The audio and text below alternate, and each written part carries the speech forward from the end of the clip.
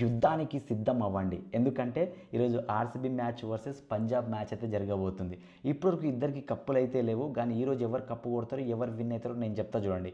నేను చెప్పిన ప్రిడిక్షన్ కానీ కరెక్ట్ అయిందనుకోండి, మా మామ షాపింగ్ ఫోటో ఫ్రేమ్ బిజినెస్ని మీరే వైరల్ చేయాలి. ఇన్ కేస్ నేను చెప్పింది తప్పైందనుకోండి, ఈ కనిపిస్తున్న 4x4 ఫ్రేమ్స్ ఉన్నాయి కదా, సో ఎవరైతే టీం గెలిచి ట్రోఫీ పట్టుకొని ఒక గ్రూప్ ఫోటో దిగుతారు కదా, ఆ ఫోటో ఈ 4x4 ఫ్రేమ్ మీకు ఎంతమంది అడిగితే అంతమందికి ఇచ్చేస్తానమాట. ఎలాగో చెప్తాను, జాగ్రత్తగా వినండి.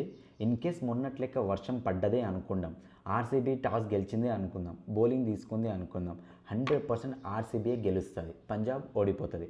ఎలాంటి వర్షం లేదనుకోండి, మళ్ళీ ఆర్సీబీ టాస్ గెలిచింది కానీ వాళ్ళు బౌలింగ్ తీసుకున్నారనుకోండి, ఓడిపోతుంది, పంజాబ్ గెలిచిపోతుంది. ఎందుకంటే ఆ పిచ్లో వర్షం పడితే చేసింగ్ చేసే వాళ్ళే 99% గెలుస్తారనమాట.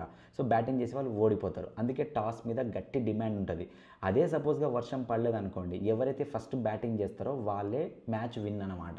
ఇది ఎన్నో సంవత్సరాల నుంచి మనం అది చూస్తూనే ఉన్నాం. నేను చెప్పింది గుర్తుపెట్టుకోండి, అర్థం కాకపోతే మళ్ళీ చూడండి. మా మామ షాపింగ్ని వైరల్ చేయడానికే రెడీగా ఉండండి.